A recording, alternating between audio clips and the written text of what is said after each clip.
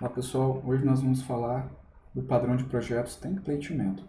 Basicamente, o padrão de projeto Template Method, ele define através de um método um esqueleto de algumas tarefas que vão ser implementadas pelas classes concretas do padrão, de acordo com a solução, o problema que você tiver, que você está querendo resolver.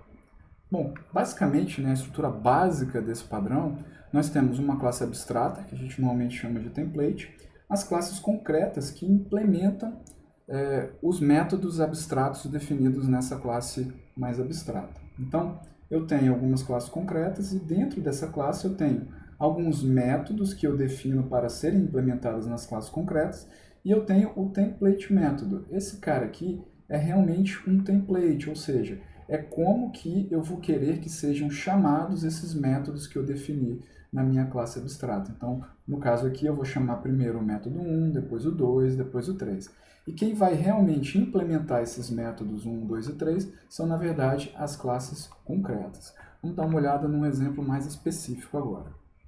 Vamos utilizar o NetIFs, que é a nossa locadora, nosso sistema de locadoras de filmes fictícios do IFES. Basicamente, então, eu preciso de algum momento fazer pagamentos dentro do meu sistema. E para isso, eu defini um template. Quem é esse template? É o processa pagamento. Processa pagamento recebe uma locação. Dentro da locação, eu vou ter alguns métodos abstratos, que é o registra pagamento, gera pagamento, confirma pagamento e registra aprovação de pagamento. Esses métodos aqui, eles vão ser implementados pelas minhas classes concretas. Por quê?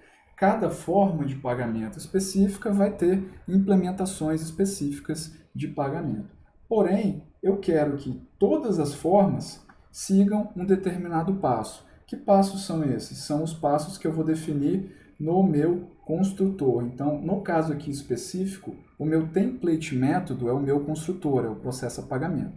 Ele recebe uma locação e aí ele começa a definição desse template, que é o quê? Primeiro ele registra a forma de pagamento, depois ele gera o pagamento, depois ele confirma o pagamento. Quando ele confirma, ele registra a aprovação do pagamento.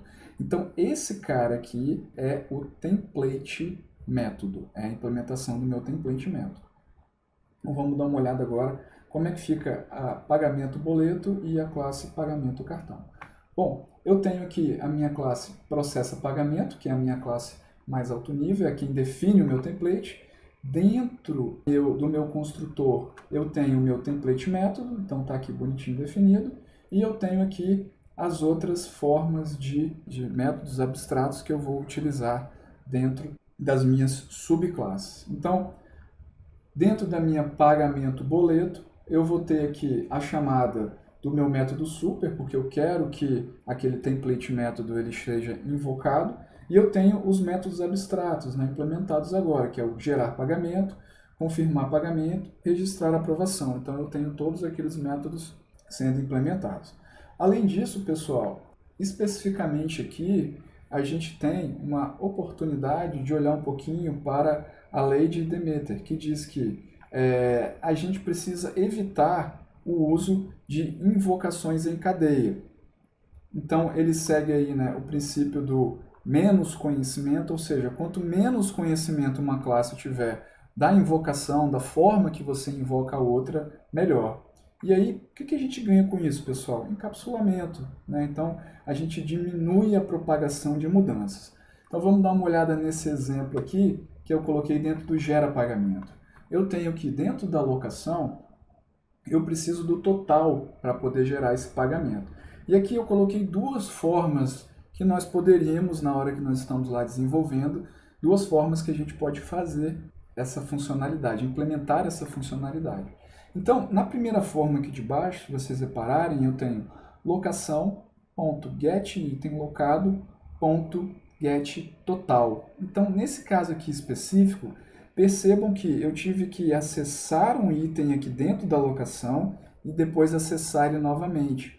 E aqui talvez eu teria que percorrer essa lista de itens locados e acumular o total, talvez. Então, percebam que quanto menos eu tiver de conhecimento nessa classe de pagamento sobre isso, melhor. Menos mudanças eu vou ter que fazer no meu código.